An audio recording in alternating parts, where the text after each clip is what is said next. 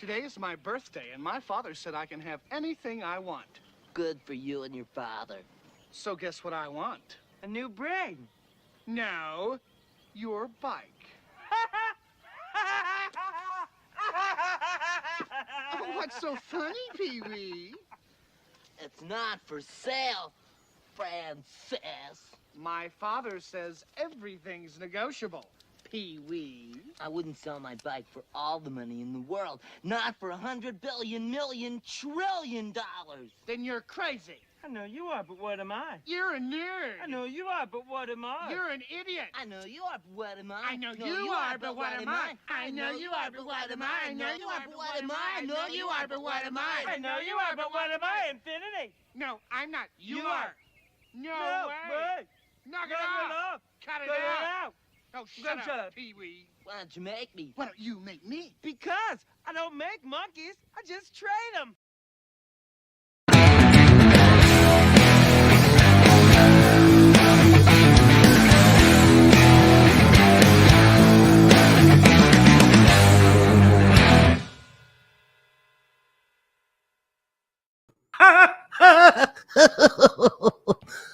Good evening, ladies and gentlemen, and all in between.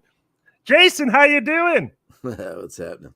All right, so how was your week? I know you got a pounding headache there, so it's perfect for the Pee Wee Herman loud, boisterous podcast. What's going on? Right. Not too much, man. How you doing? I'm hanging in there. Of course, you know, last week we had the Oh yeah, the Music Matters Festival, which dude, if anything could go wrong, it did. 6 inches of rain on the highway, can't control it.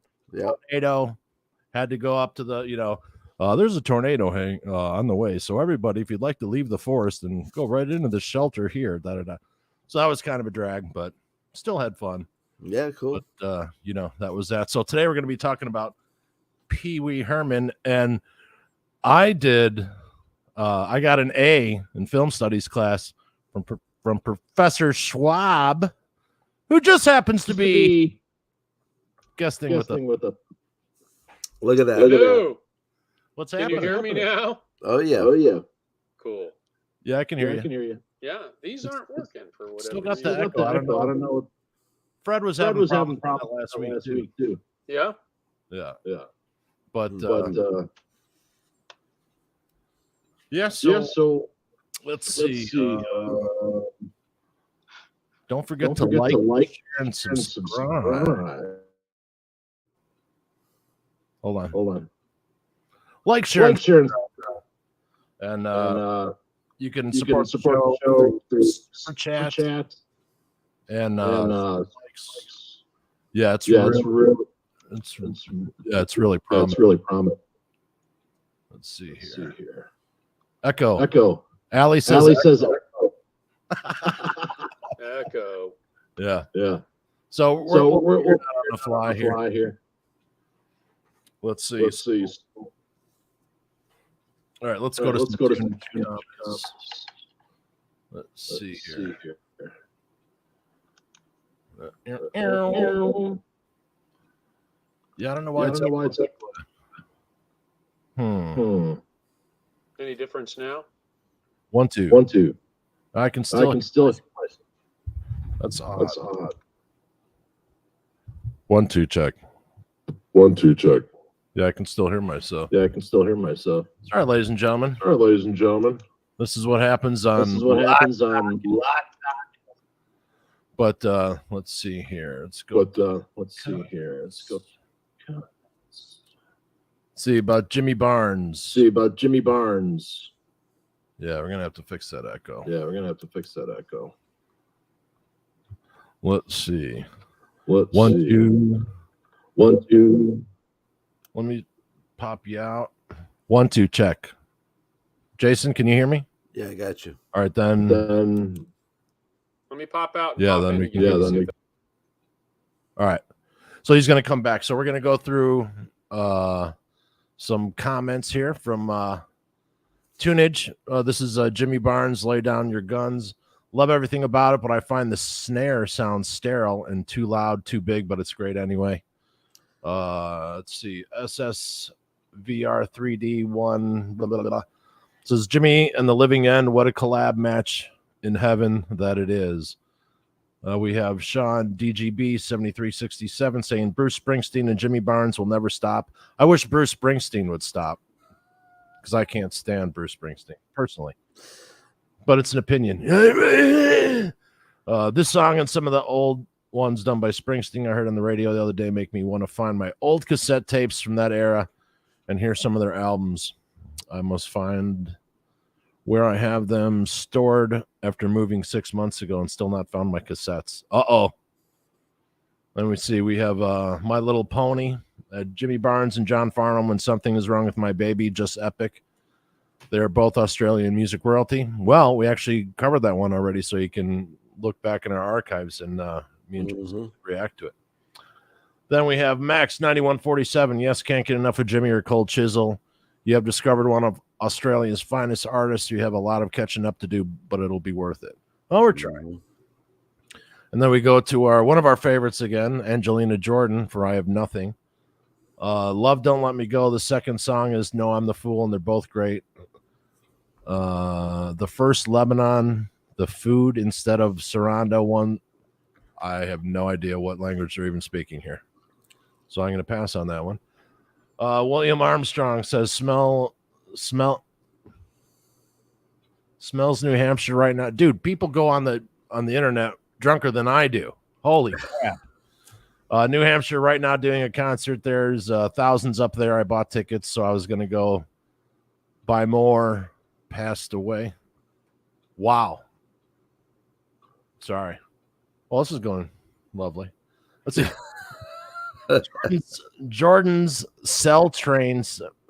Jordan is self-trained, self-taught. They spell worse than I do.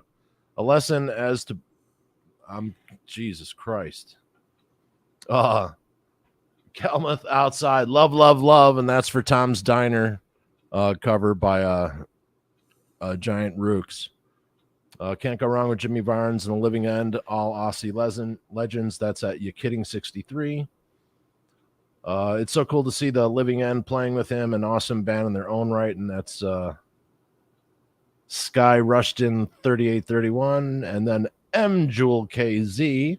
I'm gonna go see both Corey Wrong and the Dirty Loops live just 1 week apart in September. Can't wait, they are killer, and that's from the nice Corey Wong and the Dirty Loops Turbo Reaction. That'll be a great show. Oh yeah, and then we have Cry No More from Danielle Nicole. Molly Carriner 3675. Not at a truck stop. The piano was burned at the Knuckleheads parking lot in KCMO with a laughing thing. Okay. Oh, that's when they burned the Lay Down Your Guns. Awesome version with the legendary Living End, a band you should definitely check out. And that's from Mike McCullough 7539. Then we have Danny Yerbinder. Actually, I think the drummer is Peter Lascomi, who is renowned Aussie drummer, and that was for the Stone Cold Reaction. But no, that's Jimmy Barnes' son playing the drums on that. His son Jackie, which Lynn Daly corrected him on. But let's see, John Battles 1002. Totally love your reaction to Angelina, gentlemen. Just one correction, though, in my opinion. They, assuming you mean Republic Records, are not molding her into a class act. Angelina has always been a class act.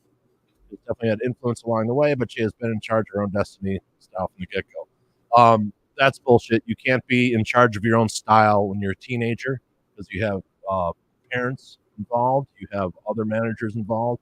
What we were saying was we hope that she doesn't get caught in the trap.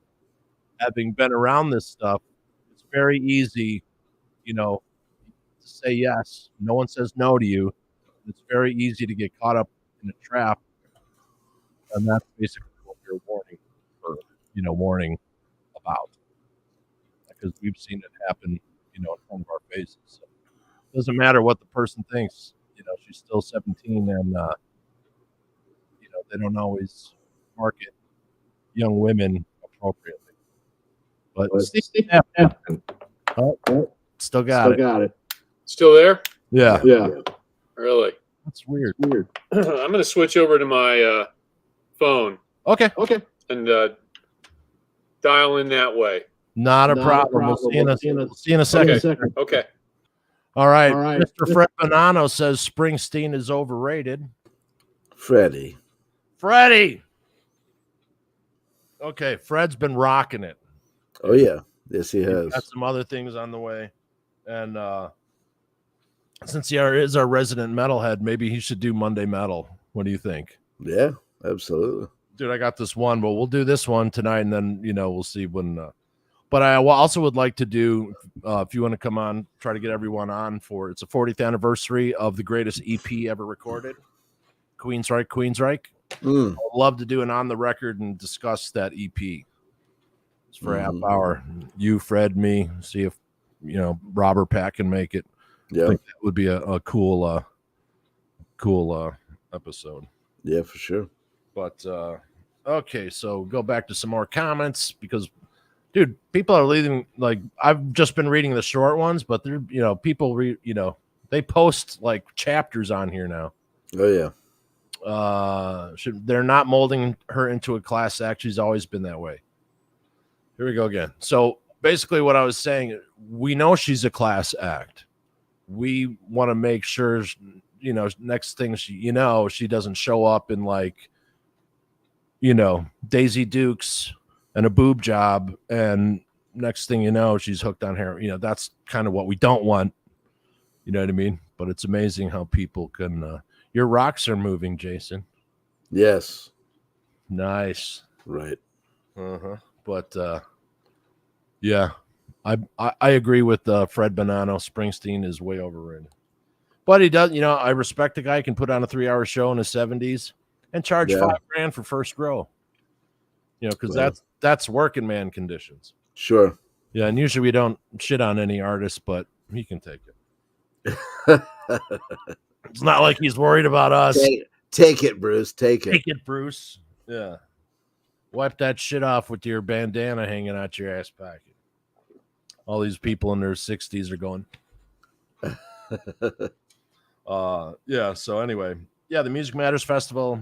Hey man, it's rock and roll. Wasn't my first rodeo, won't be my last. Weather you can't control. I didn't worry, nothing I could do. Right. But Friday night, partying with everyone in the forest and the musicians there and everything was quite cool. And it was humid. It was like 95 degrees and like 100% humidity. Nice. And then it got back in the RV and it was at 56 degrees. Oof. Yeah. We didn't think it would get that cold, but we weren't complaining. The old leprechaun delivered the goods. Yeah. You like that leprechaun, don't you? Why? I just don't understand. Like when you get a name an RV. Right. Where does leprechaun? It's magically delicious. And it drove really well, too, for a 30-foot rig. Nice. Yeah. But, yeah, so we'll get to some music news here. Steve's getting situated. Yeah, so Lemmy's ashes were enshrined at Wacken Festival. I saw that. Yeah. And Doro Pesch fronted Motorhead. Really? Yeah, the remaining members of Motorhead. And I guess that was like the dedication. Yeah, I know her and Lemmy were really tight. Yeah, he loved Doro for sure. Yeah. And then Carrie Underwood sang Ace of Spades while opening up for Guns N' Roses. Yeah, that was pretty badass. A lot better than I expected. Yeah, and I have to say, for her to do that for that crowd, she's got a set on her, Oh yeah. Some other metal tunes. So total respect for doing that, and to pick that song out of all songs. Yeah. You know what I mean? Robbie Robertson from the band also passed away. Yeah, I saw that. Yeah, the Queensryche EP hits 40th anniversary. I was never a big Dylan fan either. Don't get it. Yeah. Talkin releases new album, but why?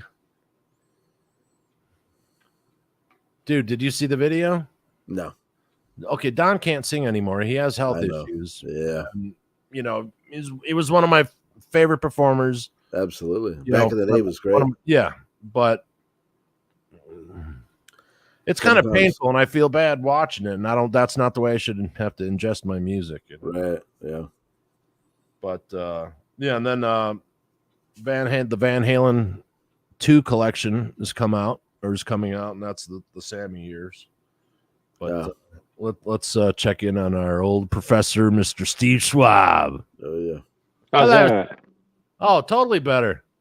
Yep. Hey, you look like Ernest Hemingway, hanging down in Florida. You got your beard going. Have a drink. And I need a pipe.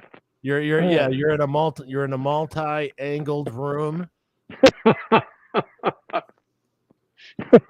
Sitting How's that? stationary. Yeah. I'm leaning. So, yeah. So let's talk about the brilliance of Pee Wee Herman. All right. Now, it was funny because in film class, like whatever movie you want, this, that, and the other, and everyone's picking like serious movies, and I picked Pee Wee Herman's Big Adventure. And a lot of people thought it was a joke, but it's like, no, it's a really good. There's a lot going on in that movie. Yeah. It was, well, it's a classic now, that's for sure. I mean, Yeah. I know the director, but holy cow, lots of work All right, there you go. over the years. Your mic was muted a little bit. You're sounding like this, kind of. I didn't know if you were doing a gag or what, but yeah. All right. Yeah, the problem is I have this goofy mic on. Nice. Ground control. Let me see if this works better. How's this? Yeah. That's I'll good. just kind of hold it. I couldn't connect my good headphones to the phone. They look Very like the frustrating. headphones from Tesla's. What was that album cover, Jason? Radio Controversy. Oh, the Yeah. great look- radio controversy. Yeah, they look exactly like those. Yeah. The retro. I like the copper on them. Yeah. Yeah, cool. But yeah, so Pee Wee Herman. So he winds up. He makes this. So first of all, Pee Wee Herman or Paul Reubens, he grew up in Florida in the town where all the Ringling Brothers and Barnum and Bailey people lived off season. Yeah. Yeah, very interesting. Totally informs everything he does. Yeah, I think you're right. As soon as you hear that, you're like, of course. Yeah. Right. Well, it's interesting. The show started as on stage. Yeah, Before the movie and before the television series. Yeah. So he was polishing it up on the stage. Yeah, it was the Groundling Theater. So he was in the Groundlings with Cassandra, who wound up being Elvira. Also, really? Phil Hartman co-wrote Pee Wee's Big Adventure with him.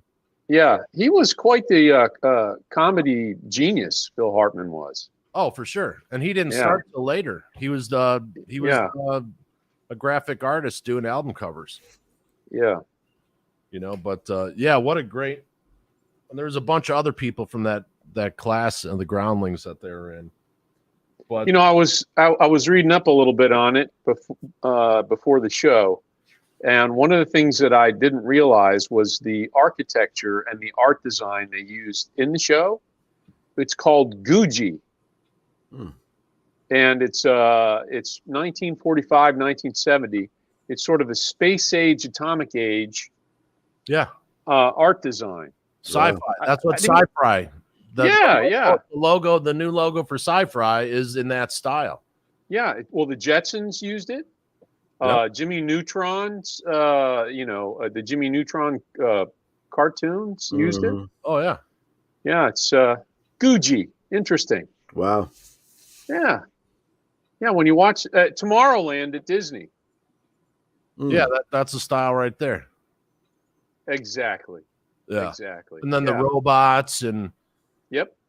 I'll get into that some more. So it started out as a character. Now, Pee Wee starts first. He had done this play for 3 months at a theater over the summer, and he was playing this annoying kid, and then his voice just got higher and higher, and he wound up with this voice. And then he was at the Groundlings, and he needed to come up with characters or do stand-up, but he couldn't remember jokes. Really? He would either remember the punchline or the setup, but never both. Oh, wow. So the character started as him being a shitty stand-up comic that could never remember the punchline to his jokes. And and then it morphed into that. And then he did one performance with the black tie, and someone gave him a red tie. And the suit was owned by the stage manager at the Groundling Theater. That's great. And then all of a sudden, next thing you know, he's in Cheech and Chong's movie. Remember when they're in the insane asylum and he's like, hamburger chain. I'm sorry. I'm not sorry. That was Paul Reubens. Yeah, you know, I don't recall that. I was looking at that too. It's Well, like, a lot of people. I got to look that up. Yeah. Well, yeah, he was in there. Well, Yeah. I was very young. I had Cheech and Chong albums. My mom had no idea what I was listening to. Right. Absolutely none. Right. They were pretty funny. Class. Sister Mary Elephant. Billy, You know, throw I- a knife up here. Thank you. It was about 2 years ago. I got a hold of the intro to Earache. Well, the whole thing, Earache My Eye. Yeah. Da da dun da da dun dun da dun. Yeah, and I was having a real hard time getting my sixth grader out of bed in the morning. So I got that, and I turned that sucker up when she wouldn't roll out of bed. The whole house was shaking with Earache My Eye. And she told me how to live. Yeah, what a great, yeah. And Tommy Chong, where he ran a nightclub, or it used to be a stripper club. Yeah. And then he turned into a rock club because he had a recording contract, and he made a couple of albums, and he was up in Toronto, or not Toronto, and up in Vancouver. Yeah.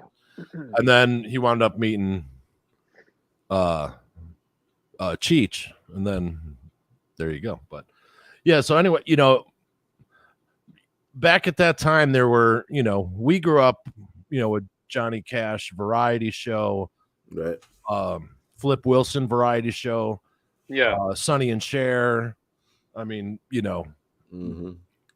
The list goes on, Hee Haw. Hee Haw was another big one. Well, his is a mashup of a lot of TV shows that we were exposed to. He really hooked the 20 rising into 30 somethings because we were the the first generation weaned on. Parents threw us in front of the television. There you go. Yep. And all those shows with the cartoons. He really hooked the adult audience for that too. He talks about it. They were sort of melancholy for that, and it looks like he was sort of at his show in the late 80s, early 90s was kind of at the tail end of the Saturday morning stuff. Right. It was kind of the end of it all on CBS. Yeah. So he rode that horse out of town in many respects. So bunch of people come and see Pee-wee's show. Boom. Warner Brothers wants to do this Pee-wee movie. So Pee-wee's got an office now in the Warner Brothers lot, and he's writing the script, and he's kind of having problems with it. They don't really know what to do. And he said that all of his friends would say, "Hey, I love it when you get pissed off or annoyed."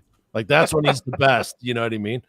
But so what happens is he's looking outside, and the sound stages all over LA, everyone's got a bike. You drive, if you're going from stage 1 to stage 12, you take your bike. Right. So everyone's got a bike. So that's where he got the idea for the bike.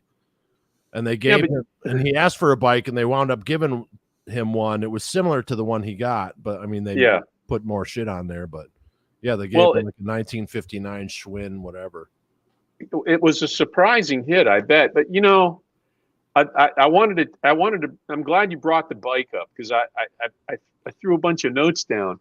I think the bicycle, the icon of the bike itself, was a real resonating connection with the generation like myself. I mean, geez, back then, what was I? Late 20s. I don't know about you guys, but I grew up. The bicycle was the center of my life. Oh, I was attached to it. Oh yeah. I mean, I started I told you, Vince, on the streets of Chicago on my tricycle, Yeah. riding up and down the streets at 2+. 2+ by myself in the streets of Chicago. Got into my first fight with the bully. Yeah. Yeah. 'Cause then if anyone messed with the kids back then, the local mob guy would just whack them. Yeah, well, my dad prepped me. You know? Sure. Yeah, But yeah, the kid kept pushing me off my tricycle. yeah. So he sent me out and said, give him one to the belly. My dad, the U.S. Marine, Iwo Jima Marine. God bless my dad. But and then when I moved to Florida, very young, early on, I always had a bicycle, and I would go everywhere. And Florida, I'm sure Sarasota was similar. Unlike Chicago, there were never any sidewalks. So you were riding on the street, man. Yeah. You had to learn to dodge the cars. They'd go by. I mean, sometimes you could reach out and touch them. Yeah. But I didn't grow up in Oak Park. I grew up in the burbs where we didn't have sidewalks. No, none. Yeah. Yeah. So it was a transition. And you barely had a street where two cars could pass at the time. Exactly. 18 feet wide.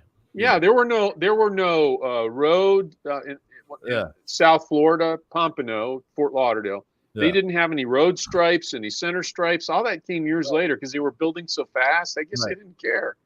And Jason, you know where Paul Reubens was born? No. He was born in the Pigskills. Really? Yeah, he was born in Peekskill, New York. Peekskill. Wow. I worked in Peekskill years ago. I always used to tell Jason he lived in Pigskill, New York. So he was a transplant to Florida too during the boom years. Yeah. Yeah. Well, I tell you, that was the bike that resonated with me. I got a kick out of that. Oh, and red too. I had a red bike, and I did same here. I did a BMX thing. So the first, but I was the youngest of 5, divorced parents. My mom was the first woman to get her own mortgage in Illinois. Yeah. Type of a thing due to whatever at the time. And so we didn't have any money. And this guy down the street who was really cool because I showed up the first day he moved in and I had like my army outfit on, my army hat and my cowboy boots and my cowboy gun. And so today they'd call the SWAT team if they saw a kid with that. I helped them move in. In other words, I just talked the whole time there, and they took a liking to me. And even back then, you were talking the whole time. Oh, totally. Go figure. I haven't stopped since, Steve. And I can't picture that. Right. So then what happened is, he goes, "Hey, come over to school," and I thought I was in trouble for something. I'm like, I don't know. And so. It's so funny because when they reveal Pee-wee's bike, like the Bat Cave and the James Bond element, he sneaks around, and it's the Bat Cave. I mean, that's what it's representing. And it's funny that Tim Burton wound up doing Batman right after Pee-wee. Yeah, So. Well, it's a throw off to the garage too. So he opens up the garage. Yeah. And there's this bike that he built and repainted. And made into a dirt bike for me. And because we couldn't afford a bicycle. I was already in, 3rd grade and I didn't know how to ride a bike. Yeah. Yeah. But I was already riding a go-kart and doing, riding lawnmower and all that. Yeah. So he gave me and so that's why I've always loved Pee-wee because there's a bike culture. I mean, I'd wake up at 8 Exactly. Yep, exactly. I think that's why it resonated. I really do. Yep. Because I can't think of any other movie that features the bike culture. It's gone now too. Right. Yeah. It really is gone. Yeah, only meth heads ride bike now. It's like you don't see kids riding. It's only crackheads. Well, you see someone riding a bike and you're like, "Oh, DUI? Yeah. When do you get your license back?" But that's a good point. Yeah, I hadn't thought about that, but you're right. Like the last BMX that I built, and that was in 1985, 84, 85. I spent $900 on that. Wow. Yeah. I was getting the seat that was like, 12 and a half ounces and Yep. You know, everything was weight. You know, because we raced them. We jumped cars. We jumped creeks. We did. Oh yeah, yeah. All types of crazy shit. You know. Well, I had one of my best one of my favorite memories. Yeah. Is with my dad driving to the little Schwinn shop. Well, it wasn't that little, but it was, it's not, that's all they did. They sold Schwinn bikes. Certain smell to a Schwinn shop. I loved it. So we drove there and I got to pick out, I had up to that point, like an older one, a more, I guess closer to a style that Pee Wee had, but I got to pick out a 10-speed Schwinn, red, and it was right before Christmas. I picked it out and I got to ride it home. Oh, and what a great day that was! But I had to hide it away so my dad and mom could put it out in the living room the next morning for Christmas because Santa delivered it. I was older. Yeah. And but that was freedom, man. I went everywhere on that thing. My parents have no idea. I mean, I would get on that thing and I would just go for miles and miles. I explored everywhere. No helmet. Oh yeah, yeah. No helmet. No helmet. No, take all the reflectors off too while you're at it. Yeah. No air. Well, I had the little. I got the some of the accoutrements. I had the. I found it on the web a couple days ago. It's so funny. Every so often I'm on Facebook. They have these old Schwinn pictures. I had the odometer and speedometer. I loved that thing. Nice. I always wanted to see how fast I could go. But red AM/FM radio. No, I didn't have that. Just I had the a light that would light up, as the wheels spun. I thought that was the coolest thing. I don't need a battery. My light's, powered by me. This one time, I wasn't supposed to be riding my brother's bike, even though he never rode it anymore. But it was a Schwinn Stingray 5-speed, and it had the shifter on the bar in front of you in between. Yeah, exactly. Yeah. And it was blue. It had a metallic blue seat, the banana style. They were the crates, probably blueberry crate.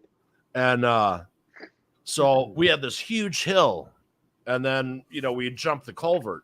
Yeah. Well, I got this thing going so fast compared to what I was able to do on my BMX bike. Single speed. Right. Crank. I jumped this thing and I went 15 feet further than I should, and I couldn't stop. And then the next driveway had just rained. Yeah. Or they watered their lawn, one of the two, and I slid across the whole. Totally rashed my arm. Yeah. And I had to get the bike back and but it was a major thing. And then another time, I was cruising, hauling ass down on my bike, and someone jumped out and went like that. And I didn't always have the best bike because we're poor, so I went to pedal, and the brake went on, and I flipped over the handlebars. Yeah, and I smashed my face into the like this much off of my chin. Did the handlebars go forward? No, that? I did. Well. Oh, you did. You did. Okay. Oh, I got a good story about that. I thought I had a rock in my mouth and I spit it out as my tooth. Oh no. Yeah. And then my mom's leaving to go to Florida in 20 minutes from that time, and I show up. Really? She just pulls up at my grandma. I'm all full of blood. Grandma doesn't drive. That's funny. So then we had to, I had to wind up going to the hospital and all that kind of fun shit. But dude, well, my first That's great. That's a good story. My first BMX experience, I bought an old Huffy bike. It wasn't BMX. I think I paid a couple of bucks for it.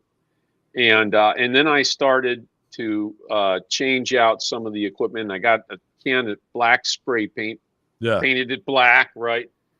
But I didn't change the handlebars. Remember, they had the gooseneck handlebar. There was one on regular bikes. There was one. It came out of the the pivot for the front wheel, and then you had the handles that went left and right.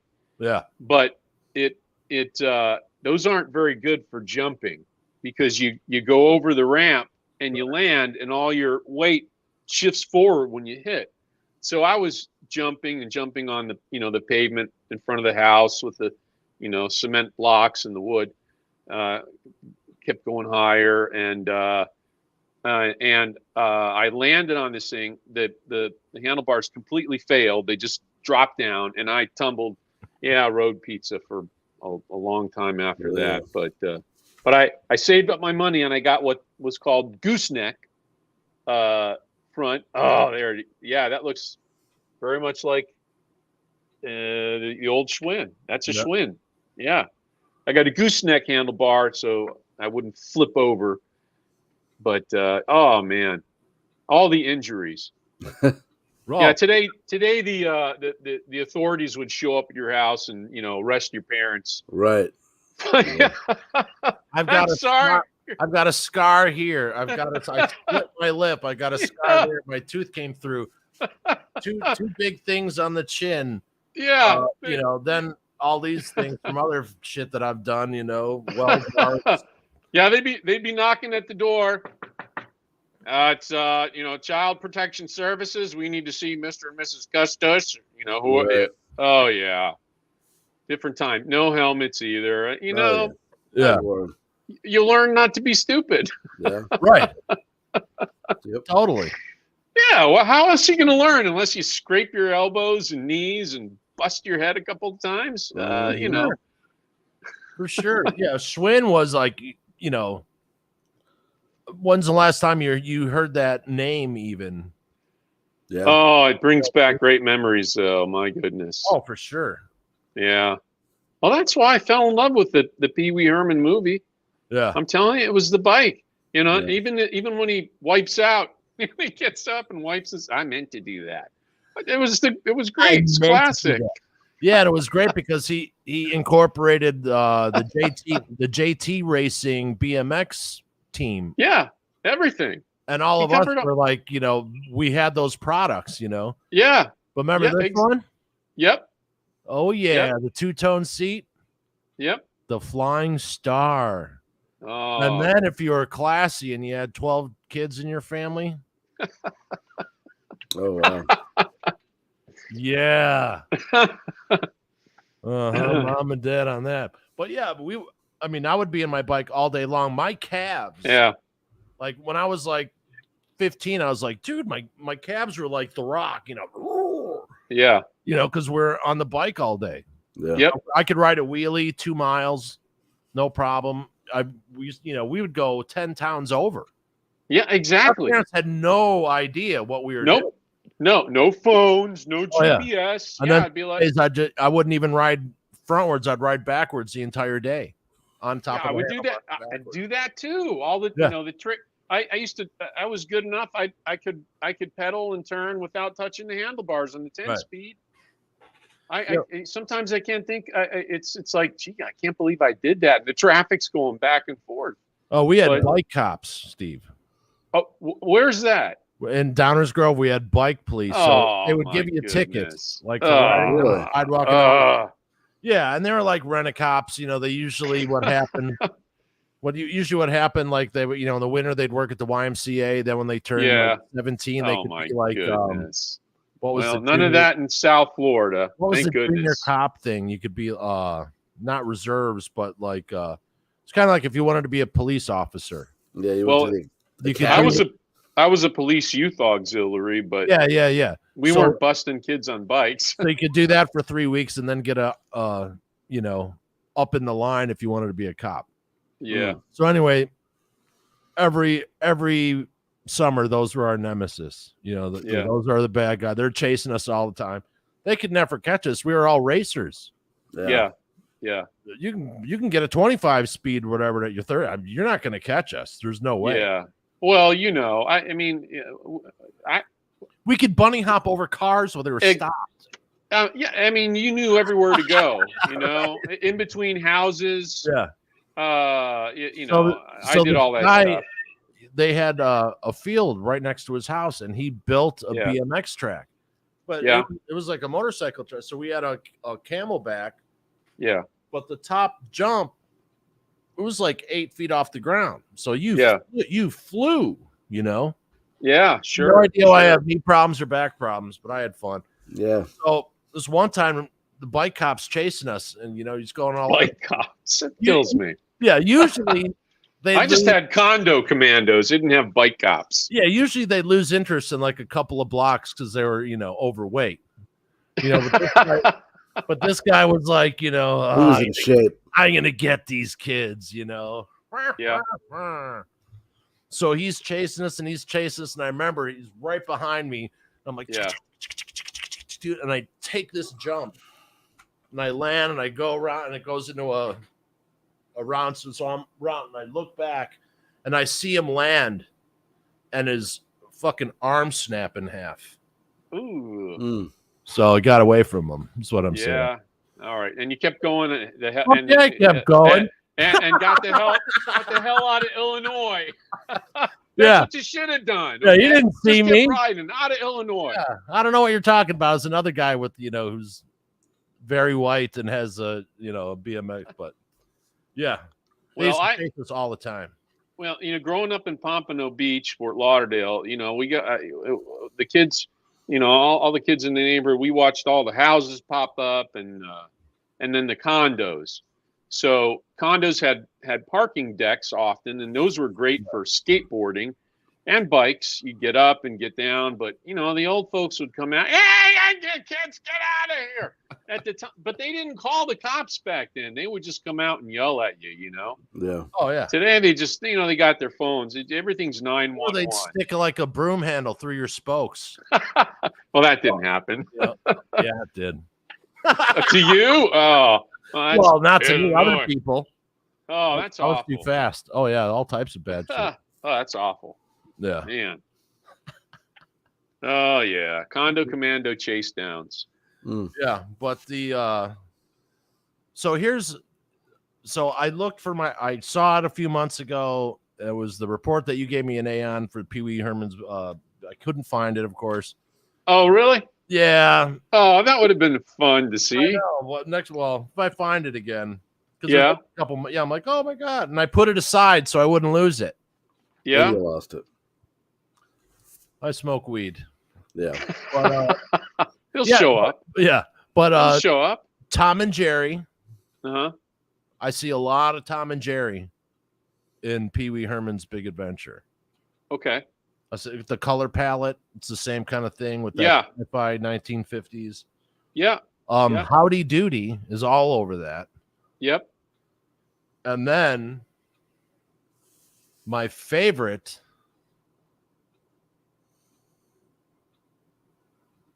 Rube Goldberg. Right. Exactly. Yeah. Yep. So if anybody doesn't know what a Rube Goldberg contraption is, it's this, or how Pee Wee makes his breakfast. Yep. But they have engineering contests. Yeah. For the Rube Goldberg Society, and I always wanted to enter it because just fantastic stuff. Yeah.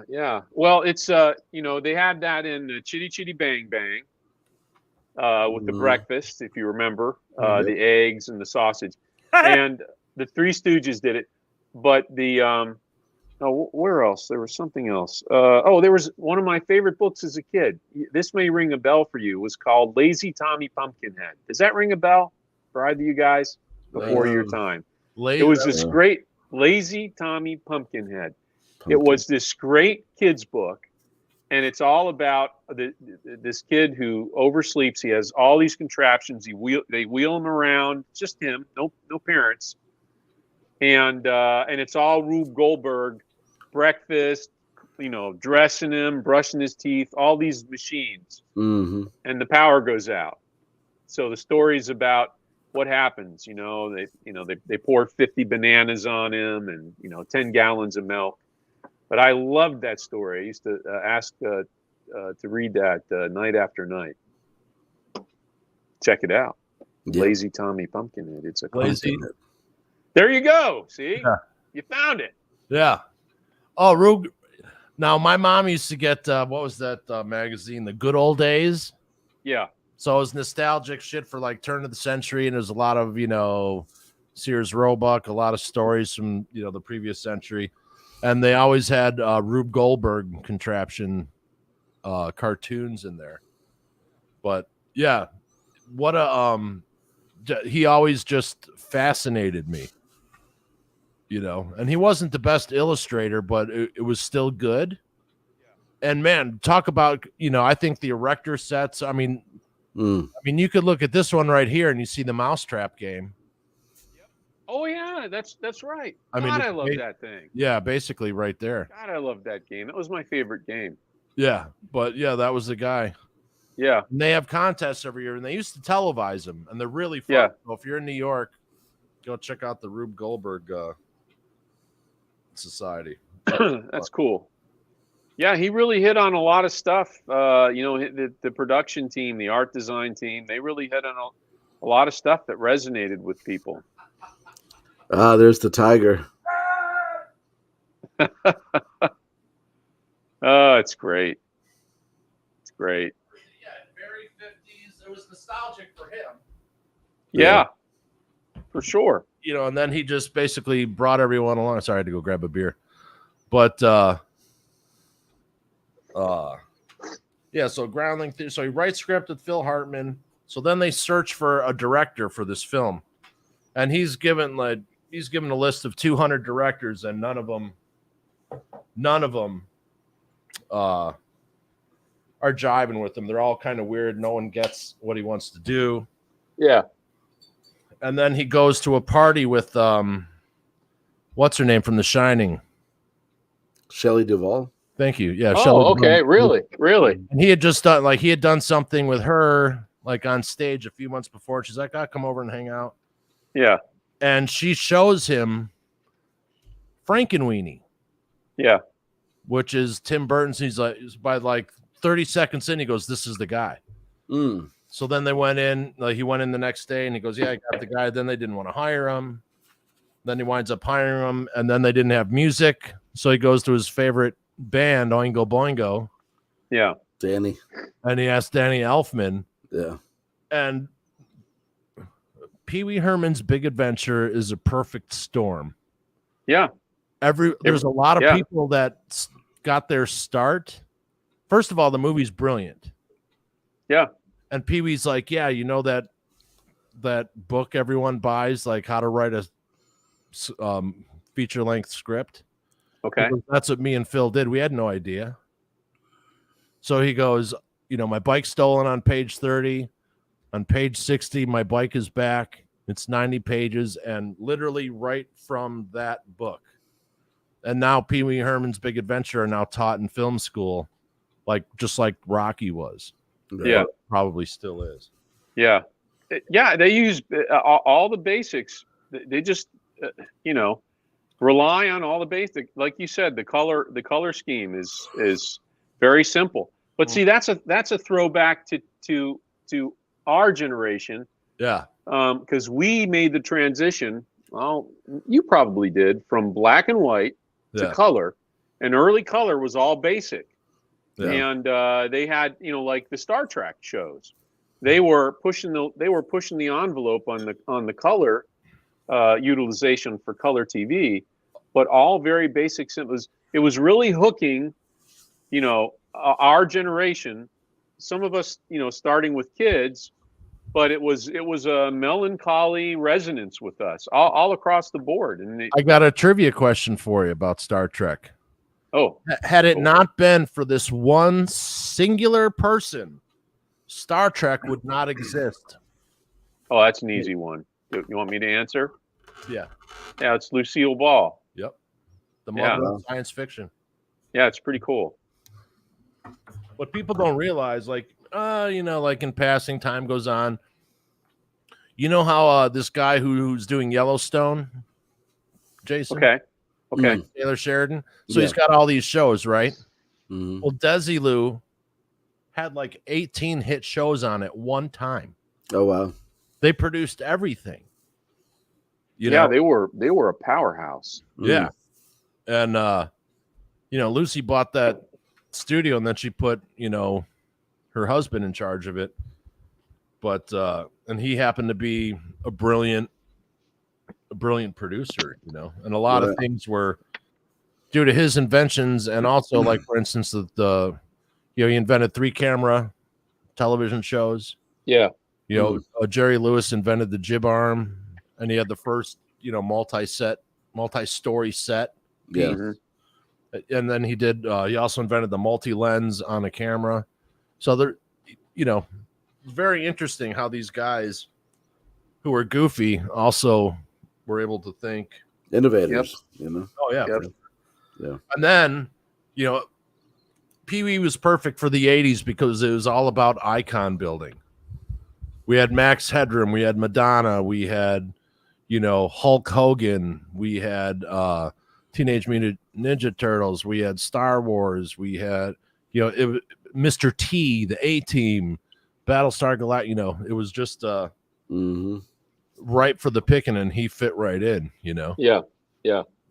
And what I liked about him, like David Lee Roth, David Letterman had a really good quote. He goes, Pee-wee Herman is the forever petulant child, and inside he's the frickin' devil. Because you could just see like Pee-wee's was, there was always wheels going on, and he, it would have been funny to see an R-rated script. There was one, but I don't know if they ever produced it. Well, it was entertainment for the kids, but kind of similar to the Looney Tunes. Very Bugs Bunny. It had a lot of jokes and humor that only adults would pick up. Right. So he was weaned on that too. He was a product of that also. Yeah, riding side saddle. I mean, just hilarious. And the way that he did his voice, he could just give you a look. And he said, a lot of the skits that I was in, he goes, I just used my face. I didn't have speaking lines because I could never remember them. Yeah. Yep. I think that's a lot of that is that's a throwback to early film and even early television because exactly. Well, early television was a medium of close-ups. Right. So it was all facial. You had these little tiny screens. The resolution was awful. It sucked. Right. Yeah. So it was a medium of close-ups. You wanted to get that fuzzy picture into the living room. So there were a lot of medium close-up shots. Yeah, because we grew up on WGN, black and white movies, family classics. Yeah. And it was always funny because you could see someone who came from the stage, and they didn't know it'd wind up on TV. They're actually doing it for film. Right. 3 different types of performing. Because when you're doing for stage, you want to overemphasize everything you're saying. Right. You might be talking like this and blah, blah, and then it goes on film. It may look okay. Then it looks weird. Yeah. You're not acting for the camera where you have to be more. A lot of your acting is here. Yeah. They're stage people, and they were used to using their whole body. Exactly. As well as their projection. So well, it didn't translate well. All those old films often didn't translate well to the tiny black and white or tiny colored screen. You couldn't see establishing shot details. No. So all the new production was focused on close-ups, studying the human face. So and Reubens grew up in that era, so he's used to seeing faces in the screen. He literally grew up with clowns. Exactly. My dad was a magician and a clown. So that might inform a little bit. Yeah, but, I was when you told me that, when I posted the picture of a Bozo, that was so cool. I probably had forgotten that your dad made appearances on the Bozo show. And he was on the Chicago Bozo show and the LA Bozo show, and he was also on Carson. Yeah, Johnny Carson. What kind of costuming did he wear? Well, when he was know? When he was a clown, I still have his clown kit. Yeah. Do you have any pictures of him dressed in the clown outfit for Bozo? Well, he was a magician on Bozo. Okay. When you were a magician, you could also get side gigs, right? As a clown, because you could do some close-up magic, and kids. Do you have any pictures from the show? From Bozo? Yeah. No. I wonder how many of the shows still exist. I'm assuming they shot them on film. Yeah. The problem was they recycled the silver nitrate. Really? So they didn't keep many a lot of them. Stuff isn't. if it was like a John, if Johnny Carson was huge at the time, he wasn't. It was only 62, 63, 64-ish. Okay, so not many of them exist. Right. Oh, normally of that's anything. a shame. Yeah, such a shame. Yeah, so my dad was a clown. He was also into construction. Yeah. Like we'd do all these things. So you'd have clowns come over. Yeah. Oh, we're going to do this thing. We need, and like, it was like they all like met up at the magic shop and then went for coffee and drank and stuff like that. Yeah. Well, there was another clown construction guy who used to come over to the house every now and then. Oh, no. Mr. John Wayne Gacy. Ooh. Yeah. Yeah. So when he got arrested, we were like, like that guy was in our house. Ray, he wanted to rape you probably. Oh, man. Wow. But yeah. So probably. So then Pee Wee Herman or Paul Reubens winds up, he was cast in Batman where he played Oswald Cobblepot's father. And then he was recast again as the same character in the Gotham TV show. So he got to play the same character in two different I didn't know that. Two different carnations. That's cool. Yeah, so then Pee Wee got busted. Yeah. Oh, yeah. People are like, I was like listening, reading stuff online, and it's funny to see people who weren't, who are either a little around at the time or weren't around. Yeah. Like, oh, you guys got me in public. I'm like, he wasn't in public. He was in a porn theater. What do you think they're built for? Yeah. Like literally, that's what they're there for. What, like he was the only one. Oh, someone was busted driving a car, and they had the air conditioning on. Well, duh. Yeah, I remember when the show was canceled, and I was, not a young guy, but I was disappointed. Yeah, it's like, oh man, because I used to tune in on Saturdays. What's the way of the day, kids? Yeah, beer. Yeah, then they pulled the reruns. Took a while to get out on cable or VHS. Yeah, it took a while. They sold like wildfire. Yeah, they did. And then he came back. I bought them as soon as they came out. Yeah, it's like, I gotta have these. And then so he gets cast in Buffy the Vampire Slayer. Yeah, and they're like, oh, do you want to? He goes, okay, I want to look as close as I can to my mugshot. That's what his sense of humor was. Seriously, that's so funny. That's hilarious. And it's the best death scene ever of a vampire. Because Paul Reubens was really good at annoying people. And I love annoying people too. And I know when I'm annoying someone and I can just, but he was like, it took him 5 minutes to die. Ow. Ow. Oh, and he'd lean up against everything, the wall. And it went on. Yeah, I remember that. I remember that. Yeah, it was funny. That was a long time ago I saw that. Yeah. I remember that. And there he is on his way to see Jason in the Pigskill Mountains. Yeah. That's Route 17. Yeah. He was phenomenal in Murphy Brown. He played a nepotism hire. Oh, really? And Gary Marshall, he played Gary Marshall's nephew. Yeah, I never saw it. But I'll have to look for that one. Like next in line. He was on for like a whole season. Oh, really? Or 2 seasons. So he was next in line to be in charge. And Candice Bergen and him on screen together is amazing. Really? Yeah, really, really good. And then he wound up, there's a Taika Waititi show about vampires. Yeah. He replayed the same vampire from Buffy. Yeah. Just like a couple of years ago. And like Blades there, like all the pop culture vampires were in this one episode of it. Cool. And then he was also in The Blacklist. He did I guess he did 2 seasons on The Blacklist. I don't know. Yeah, what is that show? That's with so this guy's like a criminal. Okay, the guy on the left.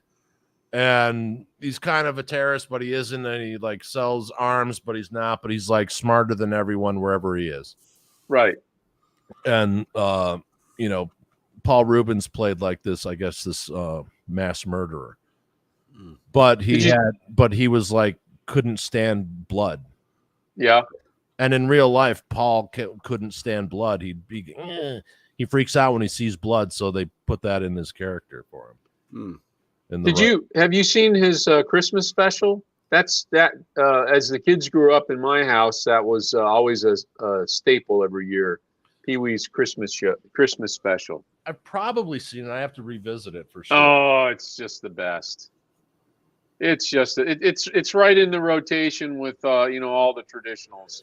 But I still watch it every year. It's just not the holiday season without Pee-wee's Christmas special. It's hilarious. He was great. I mean, he really was. Yeah, Roger says Pee-wee's definitely a pro pedal bike movie endorsement by moms because as soon as he gets on a motorcycle, he goes to the hospital. Well, that's true. And he had a helmet on. Let's see. And then let's see. Drake says play Angelina Jordan's Diamond from her new EP. All 6 songs are awesome, but only got two vids so far for that. Okay, but anyway, so that was some live comments there. But yeah, Murphy Brown. Then he was on 30 Rock. Yeah, where he played this. Let me see if I hope I have a picture of it. Okay, it's too good not to not have a picture of it. I have to, yeah. Let's okay. So what was it that he was? What I mean, other than being a big kid, I mean, everyone pretty much loved that character. Yep. Right. Did you ever see Mystery Men? The movie Mystery Men? Yeah, where his power was farting. He was the spleen. The spleen, exactly. Yeah, that's right. That was good. I watched that movie because he was in it. Yeah. I had to see it. Yeah. It's the only reason that I wanted to see it. Let's see here. A lot of these people don't want people to use pictures, so I understand. But you don't know until okay, here you go. So here's who he played on 30 Rock. He played a German prince who was wheelchair bound and had like a plastic hand, and his teeth are all fucked up. And he took his annoying, the thing that he does to annoy people, to an all new level. Yeah. In 30, yeah, he was just. I love that guy. But think about everyone who got the start. You have so you have Paul Reubens himself. Yeah. You have Tim Burton, Paul Hart, Danny Elfman. Yeah. I mean, the people involved in that, the art direction, like once he saw sketches, or once he saw Frankenweenie and he saw what the detail that he put to his art department, when he got on set, he was like, incredibly amazed because he understood exactly what he wanted to do. Yep. But anyway. And have you guys seen the trailer for the last voyage of the Demeter? No. It's a vampire. Yeah. Okay, in the Dracula story, Bram Stoker's story, that they have to make the trek across the ocean, right? Mm. Uh-huh. Well, this whole movie takes place during that. And it's probably the most terrifying vampire ever on screen. Mm. Really? Yeah, and it's really spooky. And what's his name? Ian Cunningham from Game of Thrones is on there. But he's an amazing actor.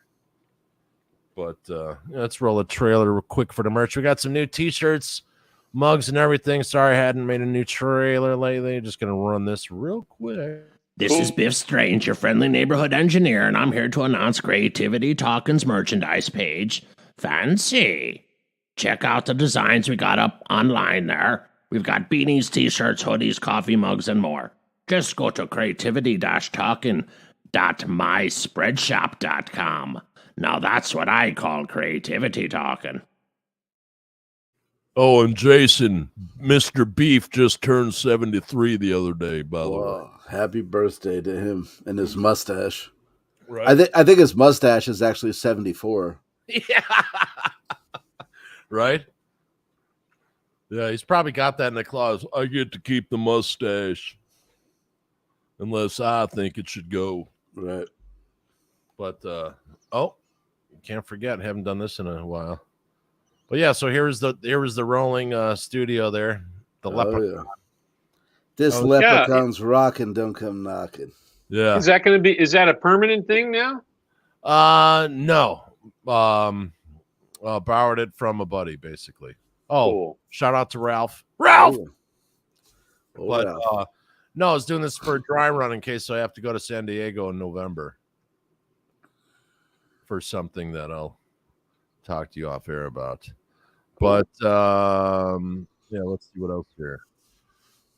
Oh, sorry, I should be more organized, but I've got way too many images here. I'm trying. Oh, so we do on the record for those who aren't, for those of you who don't know, we do on the record on Tuesdays where we cover great albums. We also do tunage every Wednesday, Thursday, Friday. Me and Jason do that one. That's a fun one. And we started this a couple of weeks ago. And we do this thing that we call Monday Metal. Because we still like to cover metal, but the audience isn't really there, so we're not going to waste all of our time on that. But there's other styles that we're enjoying, and the search for new music has definitely been totally cool. But yeah, so we're on 6 days a week, and then we have a new show starting soon called Sci-Fi, because Jason doesn't like to talk about science fiction, and neither does Rob. So. So we'll be starting with the first 9 Star Wars movies. Cool. And we'll be going on from there. But we'll talk about like John Carter from Mars, Rocketeer, Iron Giant, all that kind of stuff. So Steve, we got to get you on there to talk about science fiction as well. I'm in. And as soon as I can find, I'm trying to do the Soto report. Jason, I have some Jeff Scott Soto news. You got news, huh? Yeah, if I could find the here we go. The Soto Report. So Jeff Scott Soto is in a new project. Really? Yes. He teases really cool mystery project. It's something totally new for me, he says. This is from Blabbermouth. But so Jeff looks like the guitar player is Phil X. Oh. From, Bon Jovi and the current Aerosmith touring drummer John Douglas. Wow. And the bass player, original bass player from Van Halen, Michael Anthony. Yeah. What? Wow. Yeah. Well, Sammy's getting ready to, after this year, Sammy's only going to do like a number of shows a year. Yeah. Yeah. He doesn't want to tour all over the place at his age. He wants to do a handful. Mm-hmm. Oh, yeah. Can't Would blame probably him. be opening up his new beachside resorts that he's now involved in. But Right. Interesting. and that was the Soto Report. Eventually, Jeff will come on. But so August 25th is when Sci-Fi starts. But we got some interesting tunages coming up for the week. So I'm going to surprise you with Monday Metal, Jason. So this one's a freak show. But Oh man. mm-hmm. So all right. So any takeaways from the great Paul Reubens? I mean, to make a character that, first of all, he did all his press and everything in character for years. Yeah. And so it was really weird when he was Paul Reubens. Like they call him Pee Wee Herman because he's not Paul Reubens to me. He's Pee Wee Herman. Yeah. Yeah. Well, that rocketed him into notoriety. That's for sure. Oh, totally. There was no shaking that. Yeah. Yeah. And we actually know why Jason was a little late getting down to the studio this morning. He was Oh yeah, those guys. talking to his buddies. Oh yeah. So when Jason stands a certain way, you can hear it whistle. alien implants, but Oh yeah. Oh, so also, before we go, so Rob is hanging out. You seeing Joe Bonamassa tonight? Ah, And doesn't the new Lex Luthor from Superman and Lois look just like Jason? Look at that. Look at that. CreatiVity Talkin logo instead of the Entertainment Tonight. if I just grew my goatee out just a touch. Yeah. And then, there's the big mouth. Oh yeah. But anyway. So, yeah, if you're not feeling the best, you're feeling some dark days are ahead of you, or you're in the middle of them now, call 1-800-273-TALK. That's 1-800-273-8255. There's always someone there to talk to you. Or you can text 988, the Suicide and Crisis Lifeline. And, we know it's the heaviest lift at times, but do pick up the phone. It's better to listen than to have to mourn someone who we wished would have reached out at the right time. And there is a new report coming out. It's so bizarre. They all talk about, people, misinformation, this, that, and the other, and da-da-da-da. It's always, it's always the people on one side saying the other sides are wrong and, snap in the line. Well, the powers that be have said that the suicide rate has fallen the last 2 years and now it's going back up. No, that's not what happened. They were reporting suicide deaths like my brother's as a COVID death. The numbers did not go down. The worst thing to do for humans is isolate and inject fear.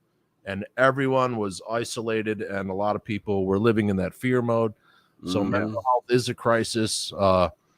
We do need mental health assistance for the whole nation, and you shouldn't be able to go just because you can't afford it. A lot of people who can't afford it need it really badly, so we need to figure something out for that. I don't know what the answer is, but surely a conversation needs to be started. Mm-hmm. Yeah. And that's pretty much all I got on that, because we've all experienced personal ties to that. Yep. Absolutely. It shouldn't happen as much as it does, but anyway, so as we're signing off, the Rube Goldberg inspired. Oh, and guess what? 26 minutes in. 26 minutes and 16 seconds in. You see that? Yeah. It's the same fucking radio. Oh, that's great. Yep. I was like, oh my God. It's my radio. Yeah, I love that thing. Someone gave that to me. They were going to throw it away. Really? They're going to give it to Goodwill or donate it to like the MS Society. Yeah. And then the MS Society guy gets there. He's like, oh, it's got a scratch on it. We can't take it. She's like, what? Wow. Yeah, thing's worth like $1,000. And so I see it. I had to, when I was bringing food or something to her house, I'm like, what's this here for? And she's like, oh, that tells me the story. I'm like, what? So we had one similar. We had a Zenith growing up. And when I was out of town, my sister fucking stole it because all 5 kids wanted it. So she snagged it and like took it to her place. So me and my brother like wanted, like, argh. So then getting the radio was a big. Does it still work? Yeah. Yeah, that's great. Yeah, it's a round dial Zenith. That's great. Yeah, but we were so pissed that she snagged that, because that radio was like, that's what people don't understand. This object right here. Yeah. Pee Wee Herman probably had one like that, or Paul Reubens probably had one in that house. His parents definitely came up with that. Yeah. Oh, yeah. Exactly. Everyone's imagination, they had to imagine what the radio players were acting out, in their head. And that's, we've since lost that, but. Right. Yeah, I used to listen to radio shows with my dad. The Shadow. Only the shadow knows. Yeah, I forget. There was another one, but I don't remember it. Every Sunday I listen to what's his name? Jack Benny. Yeah. Okay. Yeah. So they have a thing here where they replay old radio shows on Sunday when I'm at work. So that's one of the ones I watch. But yeah, so Paul Reubens, another legend gone. Yep. What a unbelievable, because he was half Jerry Lewis, half Howdy, here we go into percentage, Common Core math. So he was Jerry Lewis, he was Howdy Doody, he was, Fred Flintstone, he was, what a great combination, to make that indelible character. Mhm. And now that he's going off on his own, we want to thank you, Mr. Reubens, 70 years old. And look at that smart ass. And I don't know how many times, you wouldn't believe the people who got in touch with me as soon as they found out Pee Wee died. Because I must have done 300 people's, answering machine, all types of stuff. Everyone's like, oh my God, Pee Wee died. Must call Vince. Yep. Yeah, I heard from my sister before I saw it on the web. Yeah, she texted me right away. What are you drinking, Zima? Nah, spring water. Nothing fancy. So last week at the festival, and I'll end with this real quick because we're all old. 3 days in that 2 years. So when I got home, so I was going in and out of the heat, and I was in sandals, which I shouldn't have done. I should have had more comfortable, practical shoes. But I got back at noon on Sunday. Yeah. And I took a nap from 1 o'clock to 6, ate dinner, went back to bed at 9, slept till 1 p.m. the next day. And I wasn't drinking or anything, you know what I mean? Yeah. And was up for a couple hours and took another 5-hour nap and then slept all night. Wow. Just for being out in the heat, Yeah. I was making fun of myself and Seth. I'm like, yeah, we went to a music festival. We brought a 12-pack and we brought 7 back. Yeah. Seth doesn't drink either, figure sometimes a cold beer is one of the best things on a hot day, Sure. Yeah, I'm just hibernating right now. I mean, I was in the car today. I saw 108 degrees on the roadway. Briefly, but it was up over 100 much of the afternoon. Yeah, it's just suppressive. Yeah. My poor dog. Any more people get eaten by alligators, Jason, by you? I haven't heard anything late. Oh, I know they got a huge shark in Myrtle Beach, though, like a 900-pounder or something like that. I think I heard. Yeah. Nice. Maybe it's coming up to do the Lizzo show, or maybe she needs a new dancer. Yeah, it's been a rough year for gators and sharks. So. Yeah, I'm sorry, it's not body positivity. You're going to wind up needing a heart valve replacement or something. It's not healthy. Don't think that it's healthy. I know it's hard to control your weight sometimes. Sometimes it's medical, but that is not a healthy look. It's not healthy for you. Oh, that's emergency. Yeah, that's cardiac arrest, diabetes. Yeah. That's not funny stuff. No. Jason and this felt figure over there. We got to make sure he takes care of himself. Yeah. Yeah, I'm definitely not taking care of myself. Well, anyway. Well, thank you, Steve, for coming on. Appreciate it. Thanks. I had a good time. Absolutely. And here's the last time we had a visitor. Oh, yeah.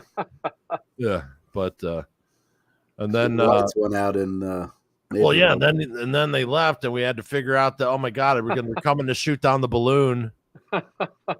Yeah. That explains it. There you go. Yeah. So yeah, buy your CreatiVity talking weather balloons, UFO things. No, just kidding. But thank you everyone for listening. Thank you, Steve. Love you, brother. Thank you, Jason. All right, love you guys. Love you guys. See you. Have a good one, and we'll see you next time on CreatiVity Talkin'.